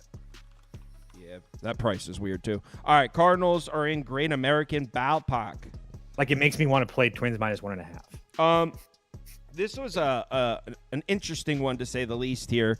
So I guess do they? The line's like 150 now, by the way, everybody. Just so you know. It moved again. Well, honestly, all right. So there's no comparison between the way the Cardinals are hitting and the way the Reds are hitting right now. Although the Reds maybe a little bit of signs of life, but as a whole, last month Reds have not been hitting. Cardinals have. Cardinals bats have been red hot. But I mean, I guess I could see how you would like Lodolo at home versus Lance Lynn on the road, even though Lance Lynn really hasn't been that bad. But still, I guess how you could see that's an advantage for the Reds. Also, the Reds bullpen has been weirdly reliable recently. Reds bullpen has some good numbers. Cardinals bullpen is pretty taxed. So there's look. I was trying to get to the Reds a little bit. I didn't get there, but that's where I was trying to get for a while here. So what do you guys think? I was thinking the exact same thing. I'm not laying that huge number with the Reds. I would have liked it at that like minus 120 range when it started, or 35 or whatever. And now I feel like I want to bet the Cardinals, to be honest with you. The Cardinals? The Cardinals, excuse me. Sorry. You from Memphis? Yeah, I don't know what that was, but they're 8-2 their last 10. Absolutely rolling right now. Do I trust Fat Lance? No. But at the same time, I don't really think I there's a part of me that actually kind of wants to bet St. Louis just because I feel like this is a down spot for Cincinnati, where a lot of people might think this is a going up spot with them having 3 wins against the Dodgers. They had a crazy series against the Dodgers last year as well. So maybe they just get up for the Dodgers series. And now they're going to have to face this Cardinals team that I guess, again, just like the Cubs, everybody's playing against because they played Sunday Night Baseball, the rain, blah, blah, blah, blah, blah. I'm almost positive, and I didn't look at this, but the last time this happened, it was Detroit and somebody else. They played a doubleheader, and then they both played a doubleheader. Then they had to travel, and both those teams won. I just feel like you can't lay this number with Cincinnati. There's no way in hell. They're not going to have Diaz. I understand that the Cardinal situation in the bullpen isn't great either, but you're not going to have Diaz. Brent Suter's went 2 of the last 3 nights. Nick Martinez went 65, so he's not available. So you're going to have Fernando Cruz and Sam Mole as your top guys out of the bullpen. As far as Buck Farmer is concerned, touche to him. So, yeah, Cardinals money line. Yeah, it's early. Fuck you, Beaver. At this price, it's I like that term, the bowl farm. By the way, Annie is in the comments is from Memphis, Prop Beaver, and you taking shots at Memphis. No, it's just when he said that, it sounded like when Glorilla talks in her interviews or whatever. Oh, he sounded like Glorilla. Got it. Mm-hmm. He sounded like Glorilla. They're 1-for-1 with each other, those two. Yeah. Do you have anything on this game? There's a girl named called Glorilla. She's a rapper. Yeah, Glow. Yeah, there is. Yes, there is. She's something. Does she date Gorilla? Isn't a there a pistol. Gorilla? I don't know about that. Sounds controversial almost. Yeah. So in this one, I would one sec. I just want to count the amount of lefties. 1, 2. Okay. Gorilla. Yeah, I think Red's first 5 run liner pass here at the minus 110. Lodolo, I'm trying to see what happened in his most recent start. Somebody was saying he got rocked or whatever. Let me go ahead and peep that real quick. Yes, back-to-back starts, not great. Last 4. Yeah, back-to-back starts, not great. But let's review who he played in these starts. Baltimore. I mean, they're murdering left-handed pitching. I'm not really going to fault him for that one. The Phillies, they were red hot at the time. Another one where I really can't fault him for that one. And then the Giants on the road. Yeah, not the greatest start, but you do go 6 innings. The Giants have been much better against lefties at home. He has been a bit more vulnerable on the road, too, we've seen in the past. So, can I say something really quick, too, about that Giants start? He gave up 4 runs in the first inning, which flew after. Everything was fine after that, just for the record.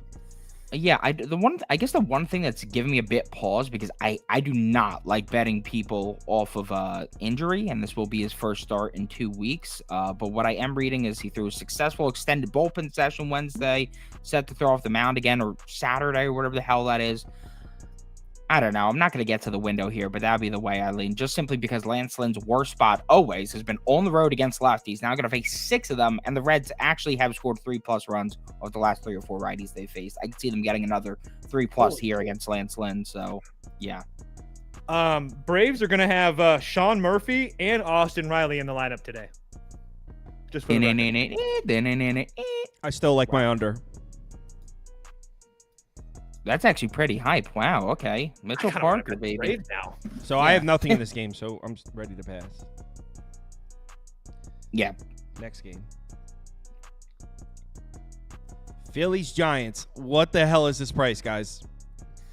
It's Snell Day. It's happening. Yeah. That's No, the only it's thing that not. makes sense, dude. Yes, it is. Yes, look it at is. His earned run line is at 1.5. It's Yeah, happening. his today. run line's 1.5. The fucking world's on the Phillies at plus money. I mean, It's happening today. The three different things that I So, see, it's all 99% of the money. You guys in are bet. betting San Francisco? That's true? First I 5 haven't money line, my yet, top bet of the but- day.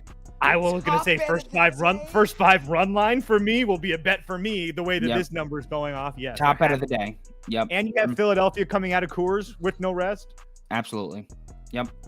This is the time where Snell puts it haven't all even talked together, to Beaver about folks. that either. Yeah.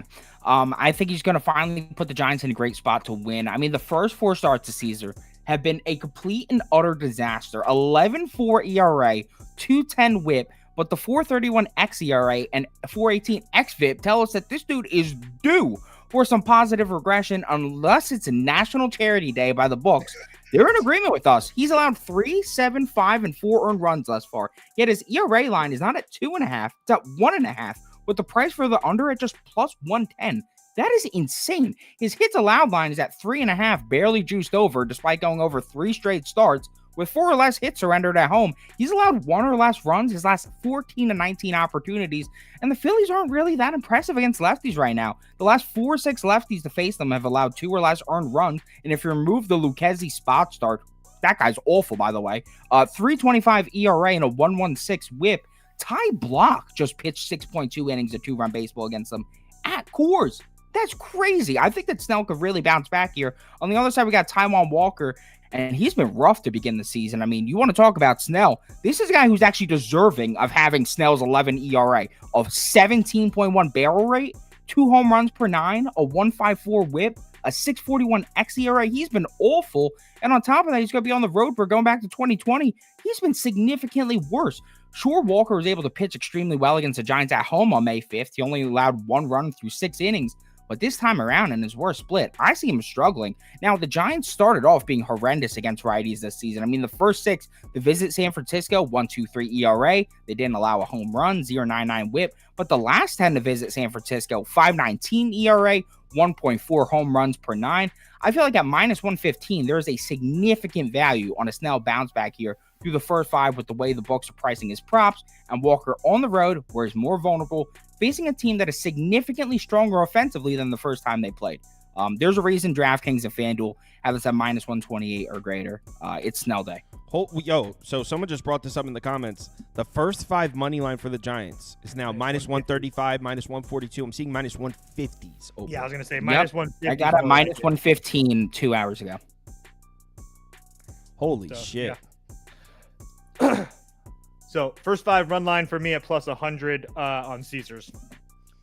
Yeah, I can't really add much more to what Beaver just said. So you're rather going to play the Phillies at plus money because you think the books are giving away free money, or you're playing the Giants. I mean, it's really that simple. It's on it. There's no need to even complicate it with numbers and all that stuff. It is that simple. What about the point that it's been bet to so far the other way, so that the value is now swung back towards the Phillies? Taijuan Walker's a horrendous pitcher. I don't really think this number could swing that far down. You're getting the best team in baseball at plus 105. There's a reason it's priced that way. I refuse to believe otherwise. I agreed. I'll put Phillies. I'm not betting it, but it would be Phillies or pass, and wait until last minute, take the Phillies at plus money. That's what I would do, but I'm not. I mean, because maybe Snell is about to deal. What they said does have a lot of credence to it. I'm not saying what they said is wrong. I'm just saying this line is now getting to a point where it's like, Like, well, yeah, two things. We could be right and he still get hit up. That doesn't mean that we were wrong as far as reading those lines. No, I know, but I'm saying, like, the way I would do it now is just wait it out and take the tail end, where hopefully the value theoretically will have swung back to Philadelphia. And honestly, guys, if you're like, I know a lot of people like the live bet and stuff. If the Giants get up a couple runs, and if you get the Phillies at a huge like plus 300 or something, that might be worth a shot too. Because, I mean, it is San Francisco, so. All right, so let's end the poll and move to the next game. All right. Fish. Both of these teams came through at plus money for us yesterday. Hell yeah. Fish was huge. And Padres. Where's that stat, man? That was awesome.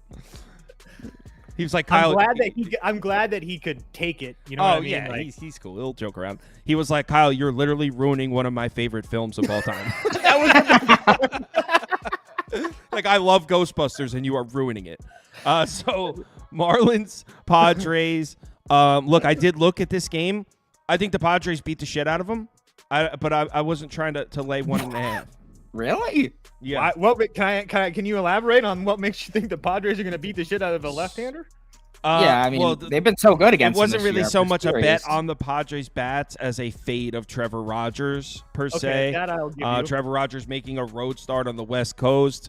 And I think even a broken lineup can put 5 across on this guy. And Michael King, I like the matchup him against the Marlins. I was looking at it. I don't think they're going to get to him. Marlins didn't score any runs last night till what, like the 8th inning? It was 0-0. So I think it's very, very possible that the Marlins don't even hit 2 runs in this game. So maybe a Marlins team total. I'm sorry. Let me get that. Oh, it was 7.5 anyway for the total. Whoops.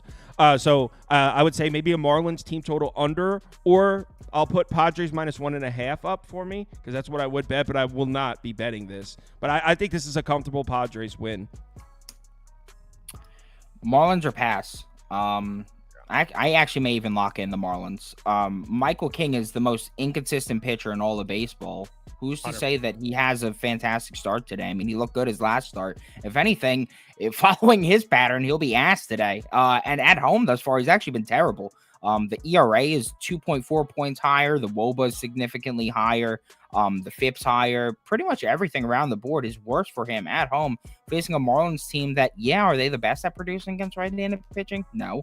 But they're pretty hit or miss. And if they're hitting, like if they're on, like they were against the Christian Scotts of the world, the Luis Severinos, the Zach Wheelers, then this is going to be an insane number we're catching with a lefty on the mound against the Padres. I understand that Trevor Rogers is abysmal. I watched him start against the Brewers from start to finish. I felt embarrassed that I bet on him. But the point is that this Padres team simply cannot hit a lefty no matter which way you put it. I mean, they hit Fried that one time, but every other time now we're talking about like just zeros. It's not even like they're scoring 2 runs. We're talking about zeros on the board.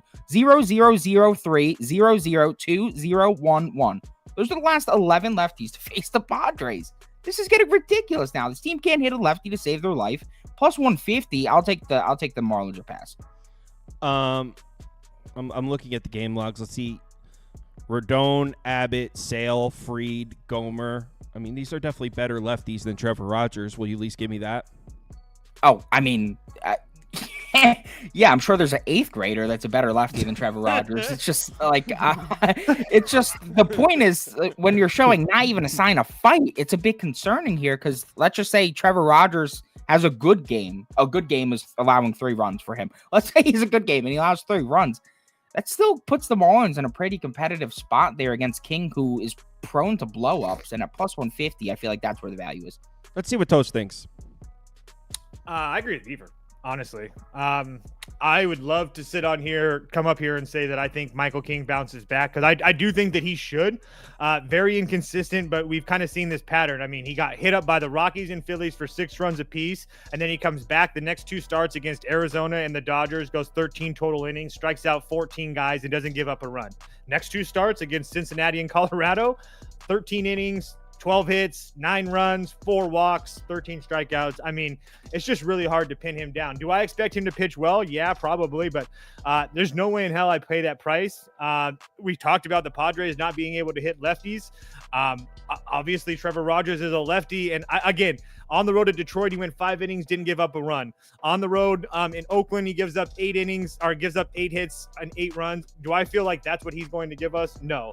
And then Atlanta kind of hit him up for 3 runs, but he had 5 runs, but 3 of them were unearned, or 2 of them were unearned. So it wasn't as bad as possible. And like Beaver said, if he gives up 3, I think we're in this situation. And as I mentioned yesterday, the Marlins bullpen is, again, I wouldn't want to call it an advantage, but it's definitely not something that they're worried about now with Puck there. And so now with Scott only going 15 yesterday, he's available. They have everybody available in their bullpen. And if you flip it over to the Padres side, Robert Suarez has went 20 yesterday. I know he will be available because that's just who he is. But Jeremy Estrada, who is like one of the better up-and-coming relievers in this league right now, went 26 pitches yesterday.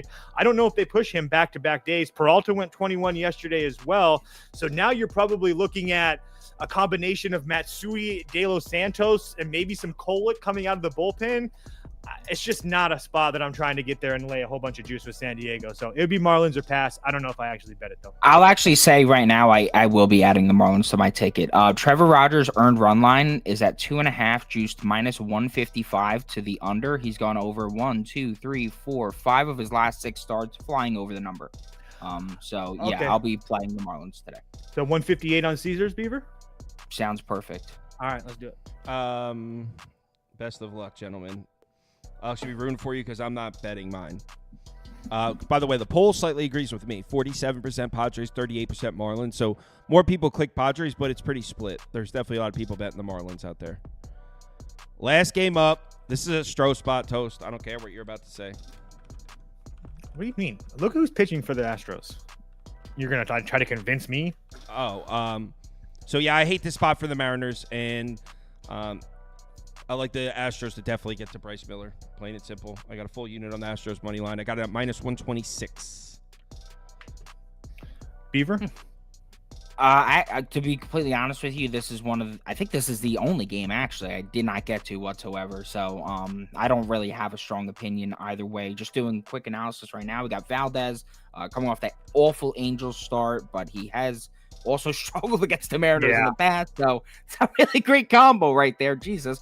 And then on the other side, we got Bryce Miller, who struggled against the Astros last time we saw him at Houston, but now we're getting him at home where he's been significantly better this season. But Kyle has the point about Seattle traveling across the country. That is a pretty without a day off. Point. Without a day off too. And Framber's been good in his road starts. You know what? Actually, under or pass. That's the way I would lean. Framber's been good in his road starts, and the last 5 starts against Seattle, only one of them's been on the road. 4 of them have been in that little juice box in Houston. So yeah, and for some, I feel like I don't know if the numbers back this up. Maybe it was only 1 year in 2022, but I feel like Framber is a better bet on the road usually than at home. So someone said Astros is my top bet. Well, I have the most wagered on it, but actually 0.75 units on Boston at plus 136 would actually pay more. But whatever. Yeah, sure. I have the most. You know what I'm saying here. I like the spot for Framber. Hate the spot for the Mariners, and I'm not really the biggest Bryce Miller guy. Toast likes him a lot more than I do. I like Brycey. yeah, I like Bryce a lot. And just to touch on what Beaver just said, last year 2023, Framber Valdez 8-3 on the road compared to 4-8 at home. Just a much better pitcher on the road. So yeah, I'll be joining you, Kyle. Astros, let's go. Yep. And Bryce Miller, I'm guessing, basing on these game logs I'm looking at, he must be giving up a lot of home runs because 5 hits, 5 earned runs, 6 hits, 4 earned runs, 5 hits, 2 earned runs, 6 hits, 4 earned runs. 3. His last start, he gave up 3, then 1, 0, 2, 0, 2. So usually about 1 a game. Because it's not a ton of base runners, but it's a lot of runs he's given up.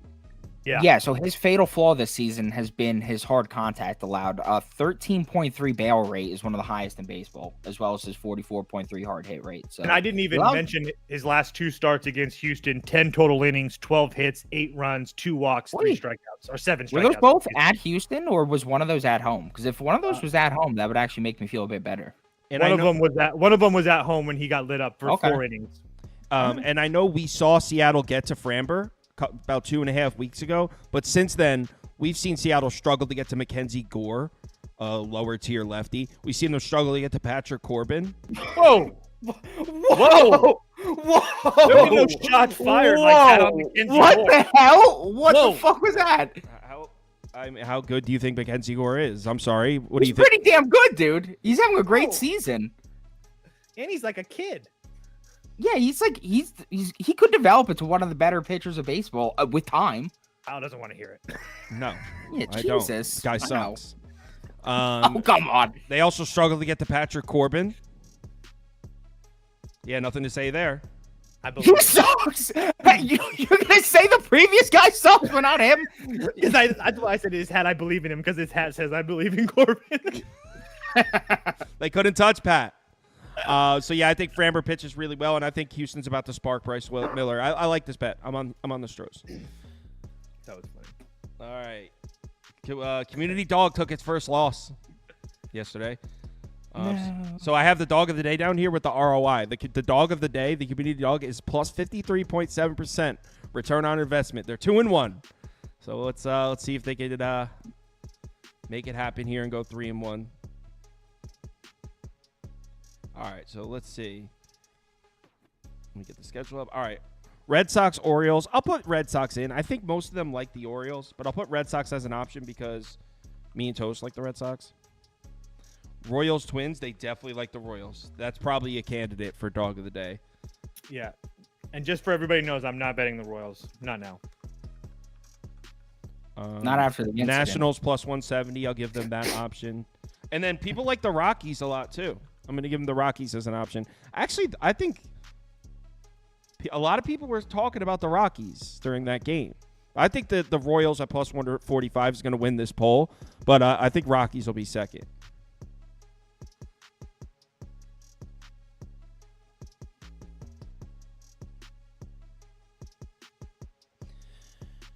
Toast, are you and Kamish recording an episode of plate coverage tonight, or is it a holiday?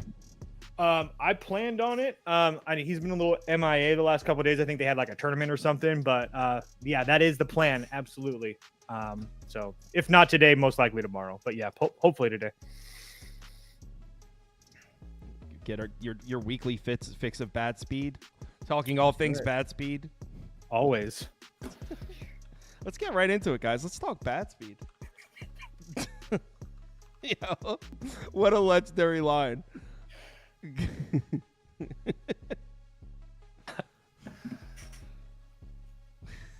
All right. So I'm putting the Mets on here. Don't worry, you guys don't have to vote for it if you don't want. But I am putting the Mets. Okay, is there, one other thing that I wanted to mention because Padres at home, 11-18. They're one of the worst home teams in Major League Baseball. Just for the record. Oh baby, don't get me too horned up. I needed some juice on this Memorial Day. I needed a big dog somewhere. I swear to God, the only reason I said that one. is because my wife said, "Don't the Padres suck at home?" And I was like, Yeah, no, see, she knows. Even she knows. She knows. She knows. She's like, listen, Toasty, husband, this team, they blow at home. Actually, the Phillies at plus money might have a chance to dethrone the Royals. Actually, no one's voting for the Phillies. People like the Cardinals more. I hope the San Francisco wins the first 5 then. I need that. I need that quite badly. Me too. All right. Yeah. I'm keeping my 5 bets today. I'm not at it anymore. All right, so those are the 2 finalists, Royals and Cards. So what is the community dog of the day? The Royals at plus 145 or the Cardinals at plus 125? Those are your 2 favorites. Cast your votes. Who's it going to be? I sent you an underdog, by the way. I was able to not include any of the possible rain delay people. So got an underdog. We got 4 legs and no rain delay worries in the game. So I'm hoping this is a winner. I like it. I really think it looks good. It looks like the dog of the day is going to be Kansas City. I'll give it another few seconds, but the Royals seem to be the play. Yep, I'll end the poll. It's a blowout. 72%. All right, everyone likes Kansas City here. The community dog of the day by a landslide is the Kansas City Royals at plus 145. So if you want to tail that will be they're going for 3-1. So Prop Beaver has an underdog pick'em for us, which we'll go to next. Where I always lose my underdog graphic somehow. One sec, let me find it. Underdog. God damn it. What was the goddamn it about? I want to bet that. I can't. I'll tell you later. Okay. He wants to fade the Royals. Come on, we speak fluent toast. Okay. Well, there you go. Yeah, we do. That's like pushing me over the edge. Like it's just like they're begging me to take the Twins minus 1.5. He wants to take the freaking Twins. I'm not. I mean, I'm for the rest of this road trip, I'm pretty much down on the Royals. At least it has nothing to do with them being. You're selling your Royal stock? No, it's just because like they're just completely overvalued. At home, they're awesome against righties. Like not a team you want to fade, but on the road, like dude, if you're getting 2.5 earned runs, I think that's now cast 16 to 18 opportunities this season. Like the K lines, recently now 6 straight righties at home have gone over their K line against KC. So like they're just overvalued in that area, and just like looking at that over time and stuff like that, that's where you find value. So as much as I love the Royals, listen, I was tooting their horn going into the season. I don't know if there was a bigger Royals fan going into the season than this guy right here, maybe tied with Toasty. But no, you were. You had him. Yeah. You had him preseason more than me. I was even telling my friends who don't give a shit about baseball to bet the Royals to win the division this year. That's how much I love. They were probably like, "Dude, can you shut up?" Yeah, they're probably like, "Dude, we don't like hanging out with you." So this is our underdog today. We got four picks here. I went with the higher fantasy points on Joe Ryan. I think this guy deals today. He pretty much owns the Royals. He's at home. Royals on the road. I think we got some dominant Joe Ryan stuff. Mitchell Parker lower than 15.5 pitching outs. I liked this before I knew that Riley and Mr. Murphy were in the lineup. So with those guys back, I'm pretty confident that he has an inefficient outing, gets out before the 6th inning. Robert Gasser, lower than 2.5 earned runs allowed. Just a principal play. I think the dude's talented. The Cubs can't hit a lefty right now. I'll play that. And then the final one is Blake Snell, higher than 28.5 fantasy points. If he's let you down all season, I think today's the one where he finally comes through for you. So those are our 4 plays for today. If you don't have an Underdog fantasy account, it's available in any state highlighted in this map. So if you're one of the states highlighted in yellow, head over to the website Underdog Fantasy or download the app. When you make your account, make sure you use the promo code BET. That'll get you a $100 deposit bonus match. So you deposit $100, they will give you a free $100 to play with. Thanks everybody for watching. As always, enjoy your Memorial Day. I'm not adding any. So the 5 bets that I posted on KyleKirms.com, those are my 5. I'm not adding. I was thinking about adding the Phillies money line, but I'm not going to do it. I'm going to stick with the 5 I got. Prop Beaver, I saw you Prop Beaver posted 5 different posts on the website this morning. I saw 6, and it's about to be 7. Mine are coming in 5 seconds. Like I'm literally doing the stream and then I'm pushing post on the website. The thing with props is you can't compile the plays because you lose the line in 2 seconds. It's crazy. It's not like I want to blow these people's like lines. No, they want they're cool with it. They want the more bets the better. So yeah. Everyone enjoy your Memorial Day. Tomorrow back at the normal time, back in the late slot, probably depending on what the NHL and NBA, probably 3:45 p.m. Eastern time, somewhere in there. So everyone enjoy your Memorial Day. I'll be in the Discord. I have a couple things to do first, but I'm building out college football spreadsheets this afternoon. So I'll be on my computer in the Discord if you need me. Everyone, have a great day. Thanks for watching as always. Stay goated.